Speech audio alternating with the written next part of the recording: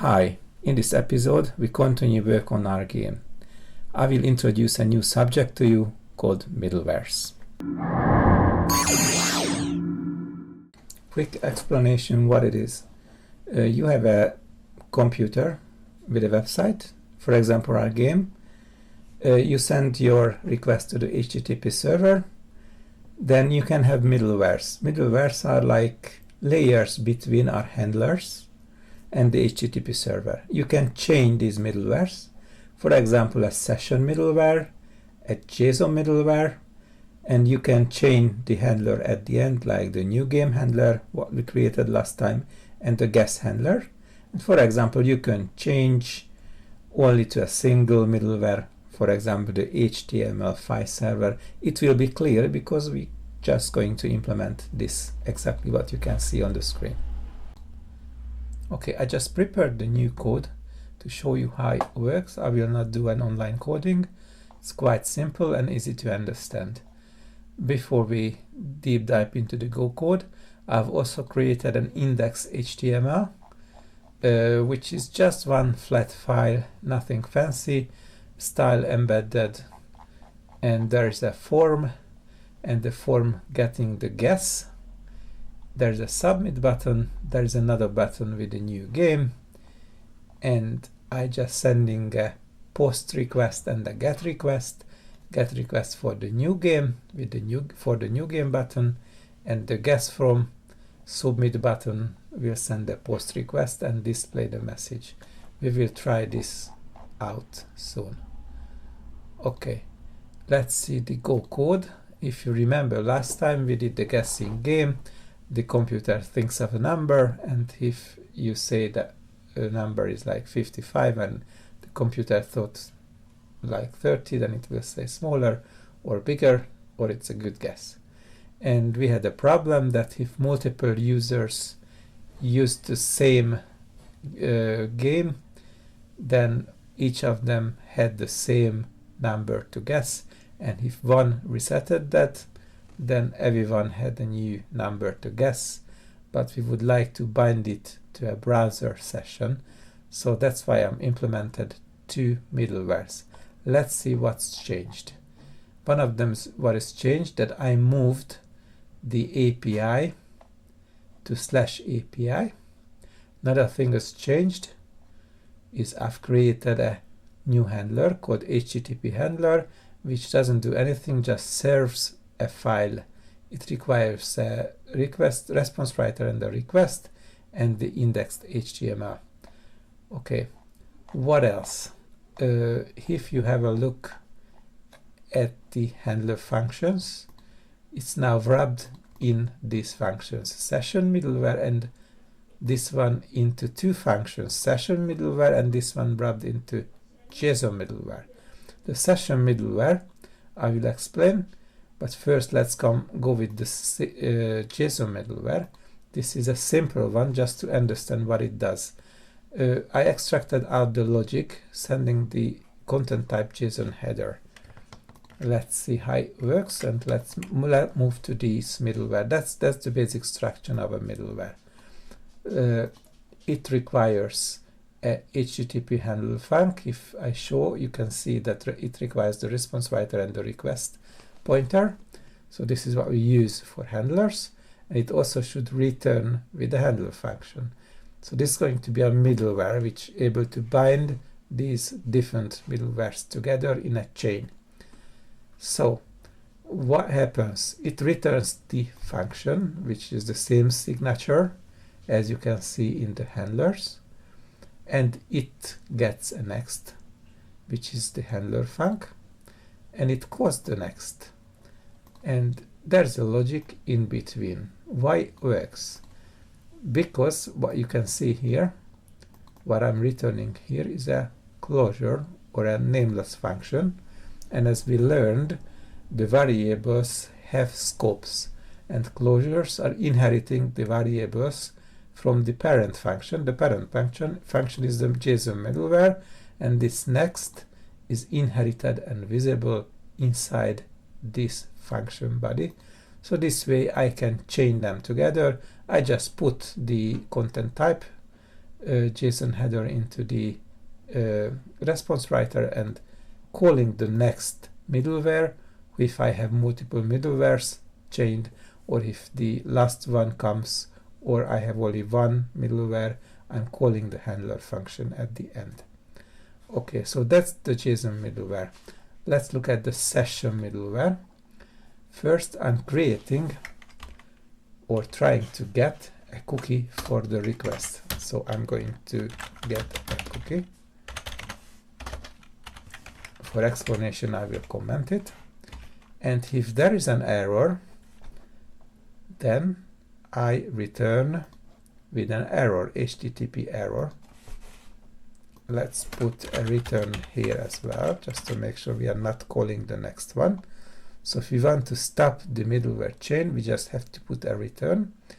But in the error, I'm also checking if it's an error no cookie, because the error is that there is no cookie in the browser. Then it means that it's not a physical error, but it just, we don't have a cookie, so we have to create one. I'm creating a session ID with the UID new string. It's going to create for us a new ID.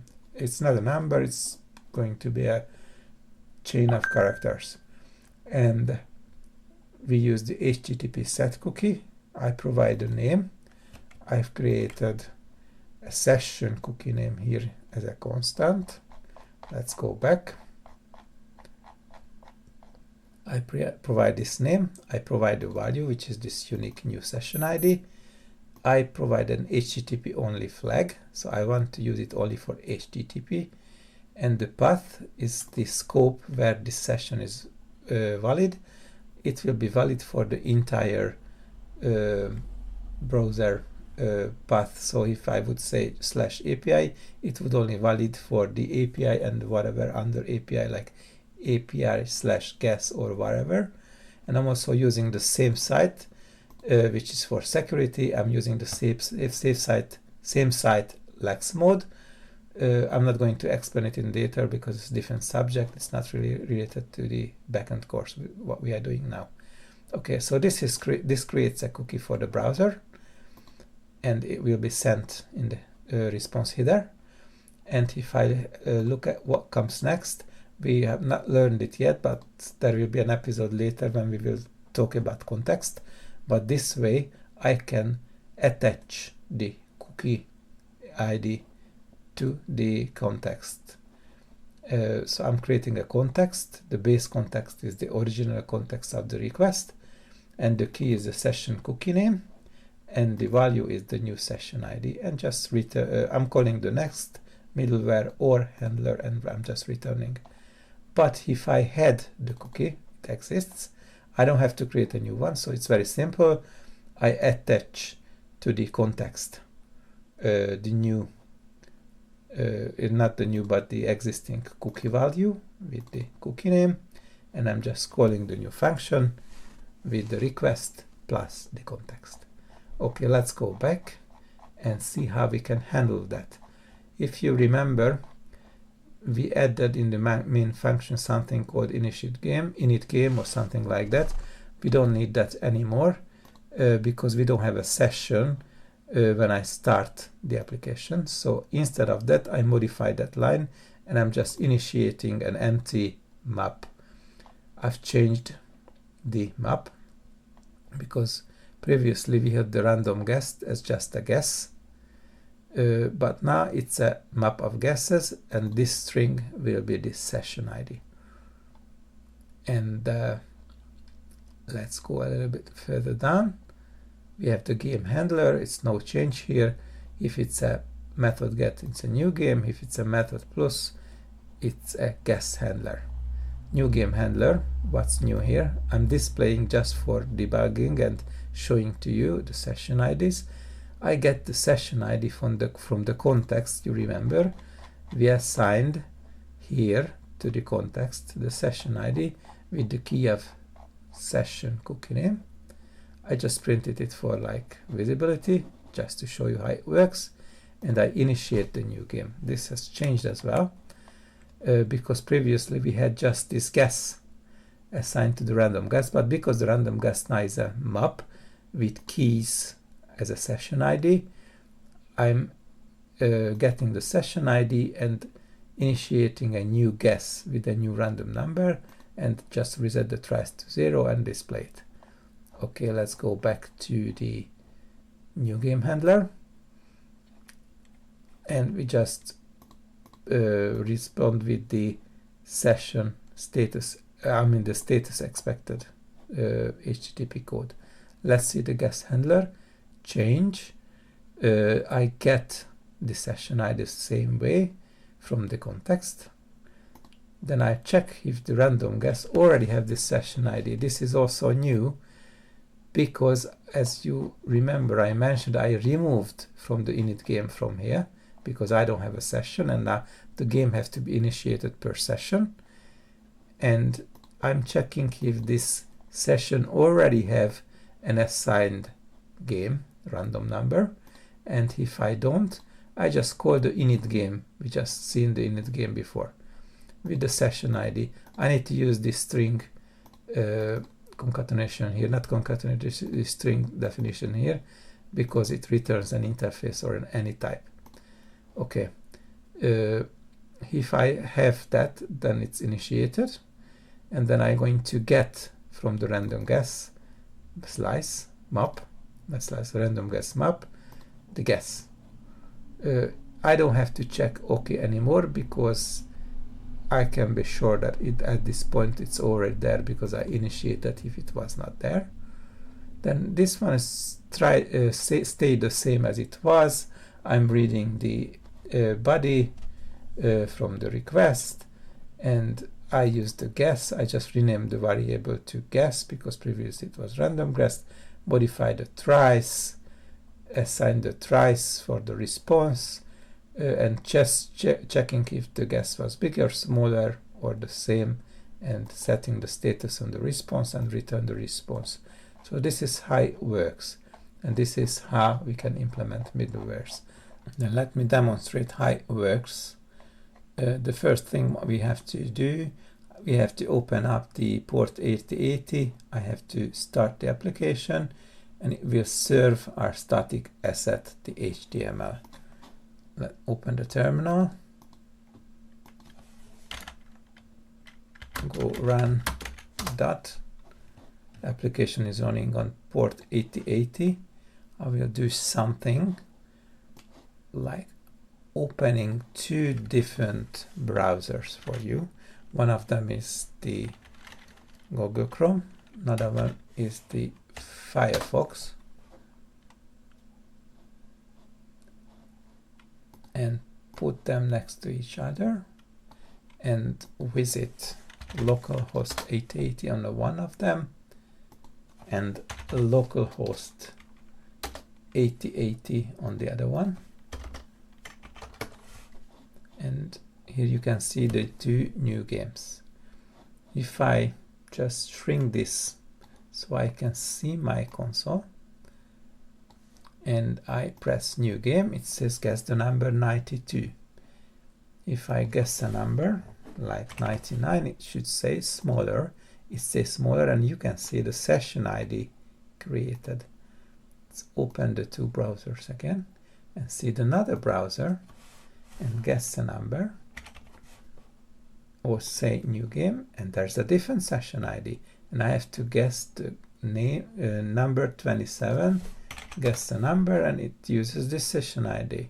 If I submit a guess here, it uses this session ID. The first one should work with the number 49, and it says a good guess. Another one should work with the number 27. And if I submit the guess, it says a good guess.